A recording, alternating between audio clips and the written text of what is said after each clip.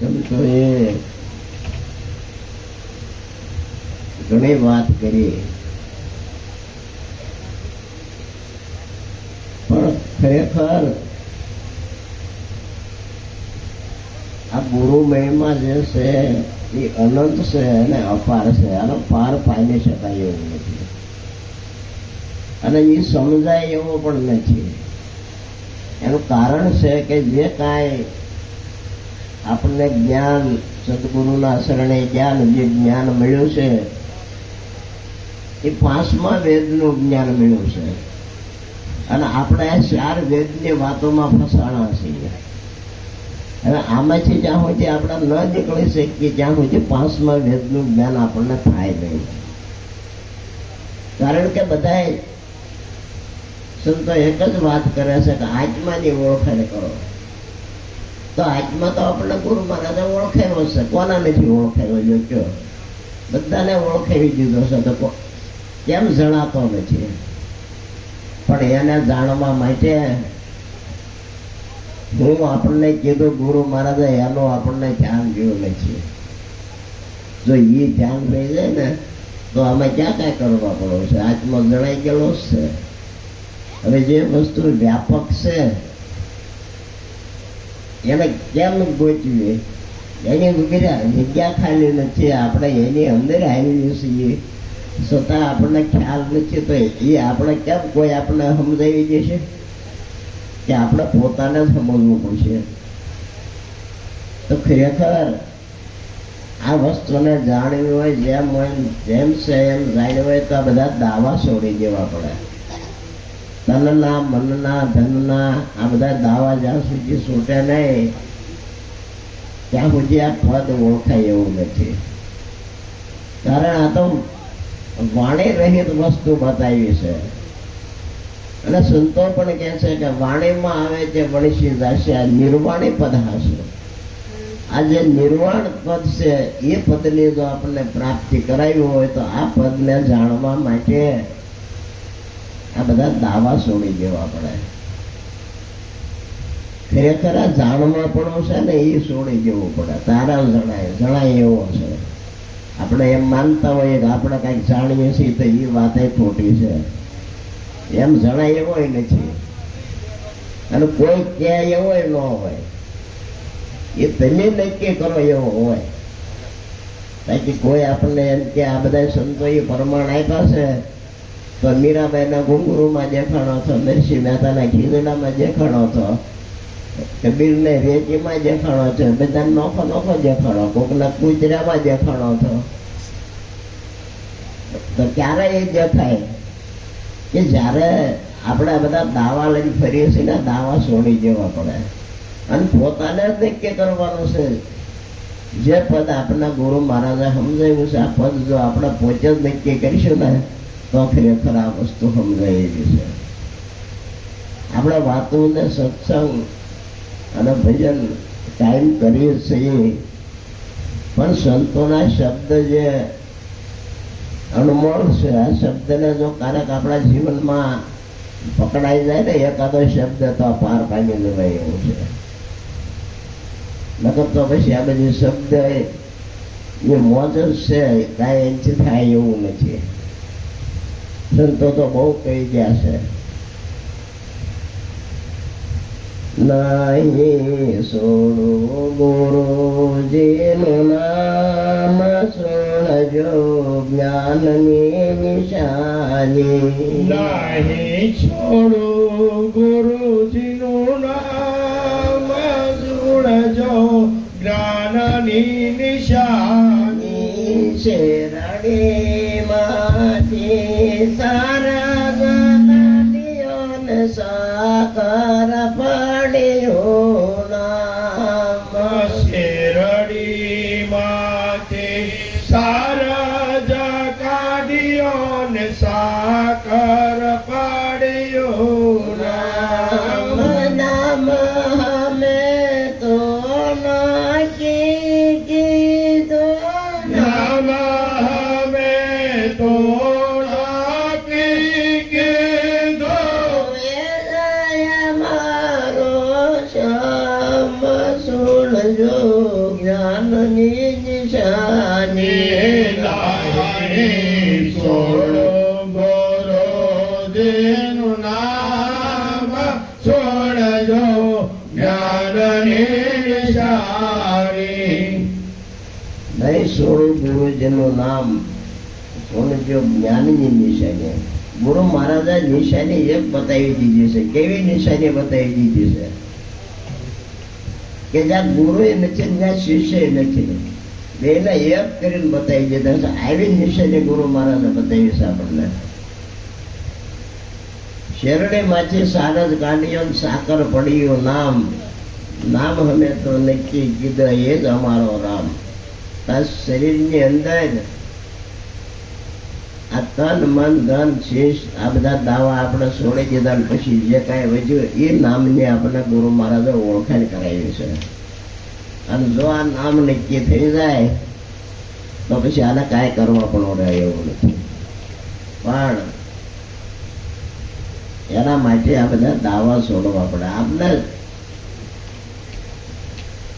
નક્કી કરવું પડે. જ્યાં સુધી આપણને નક્કી ન થાય અને આપણે સુરતા જ્યાં સુધી ત્યાં જાય નહીં ત્યાં સુધી આ મેળ પડે એવું નથી.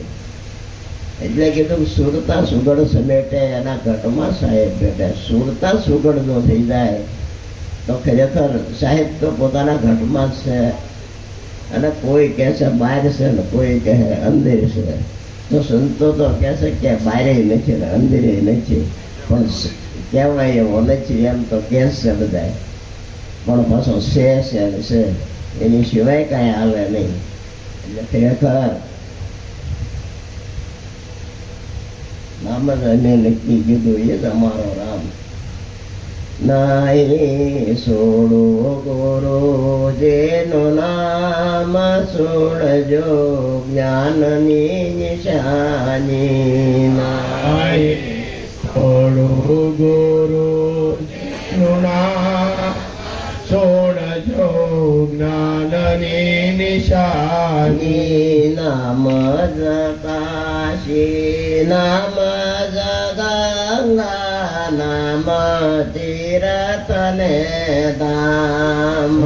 નામ જ કાશી નામ જ ગંગા નામ તીરથ ને ધામ. સસરા માયા વિશાળ સચરાચરમાં નામાયા વિશાળ. ચાલો મળે નહીં ઠામ સુણજો જ્ઞાનની નિશાની. નાઈ છોડો ગુરુજીનું નામ છોડજો જ્ઞાનની નિશાની. નામ બોલાવે નામ જ બોલે અક્ષર નામ તમામ. નામ જ બોલે નામ જ બોલે અક્ષર નામ તમામ. નામ તમારી નગરી ક્યાં છે? નામ તમારી નગરી ક્યાં છે? ક્યાં છે મૂળ મુકામ સુણજો જ્ઞાનની નિશાની. નાઈ છોડો ગુરુજીનું નામ છોડજો જ્ઞાનની નિશાની. નામ જ કાશી નામ જ ગંગા નામ તીરથ ને ધામ. સસરાસરમાં નામ સિવાય કોઈ વસ્તુ ખાલી નથી. નામનો આપણને ઉપદેશ કર્યો છે. જો આ નામ નક્કી થઈ જાય તો એને તીર્થ એના ઘરે છે, વ્રત એના ઘરે આવો છે, વિધિ સિદ્ધિ પણ ત્યાં આવે. પણ આ નક્કી થવું પડે. જો નક્કી ન થાય ત્યાં સુધી આ મેળ પડે એવું નથી. અને આપણને આ નામની શાન ગુરુ મહારાજ બધી રીતે કરી છે. અને એ નામ સિવાય બીજું કાંઈ છે નહીં.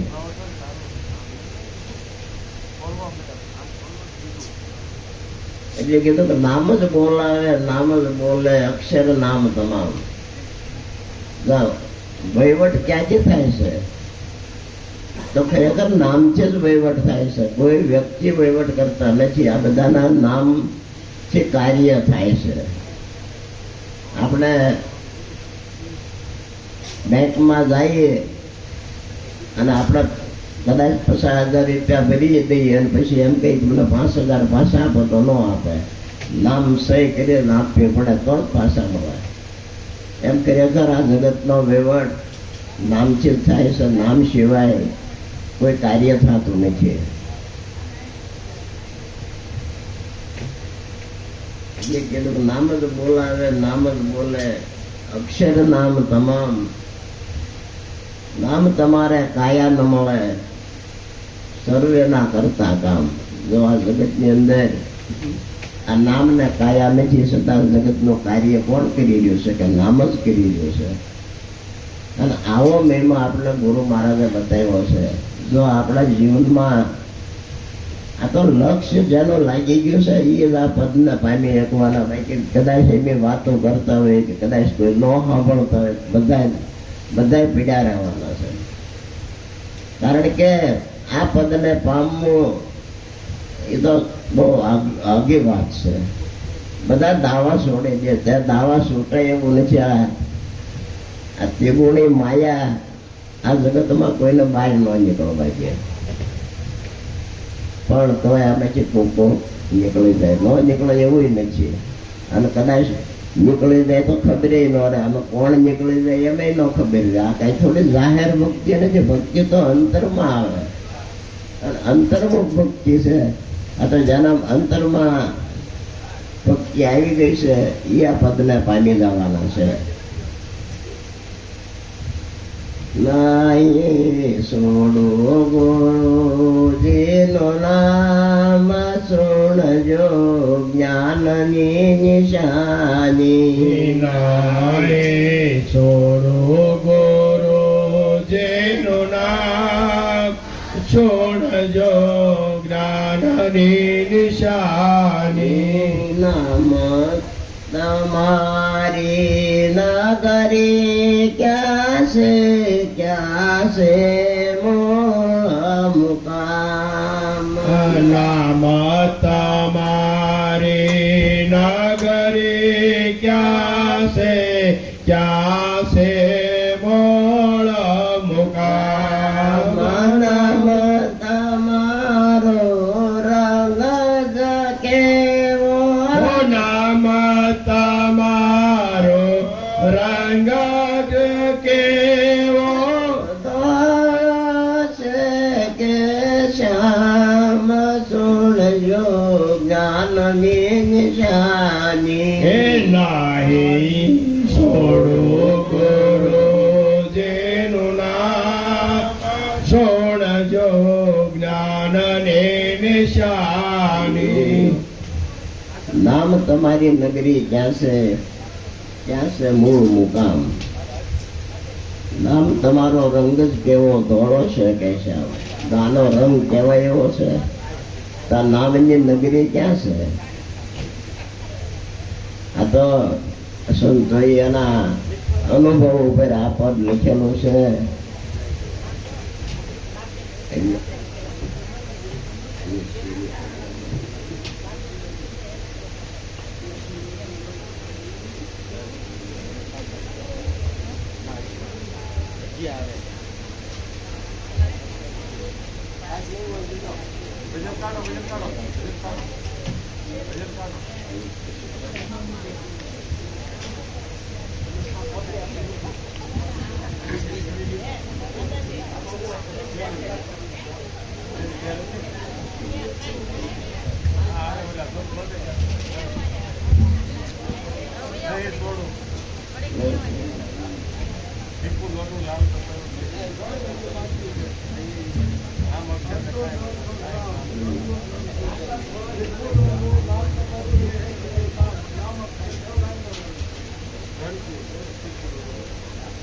તીકોલો ડોલા તપાવીને જે દીધો નામ ખુલો લાલ તપાવી દે દીધો નામ નામ અક્ષર ને કાય નામ લાજો નામ અક્ષર ને કાય નવલાયો નાચી નામ ને શામ સુણજો જ્ઞાનની નિશાની નાહી છોડું ગુરુ જેનું નામ છોડજો જ્ઞાનની નિશાની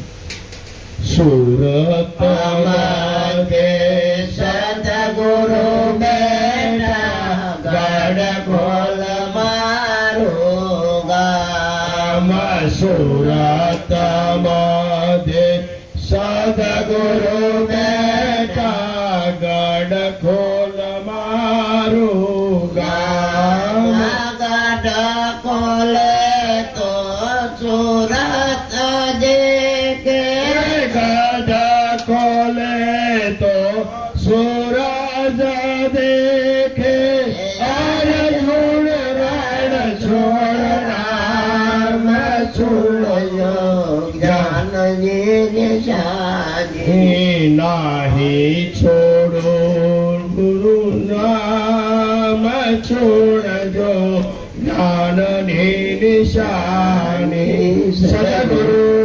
મહારાજની જય.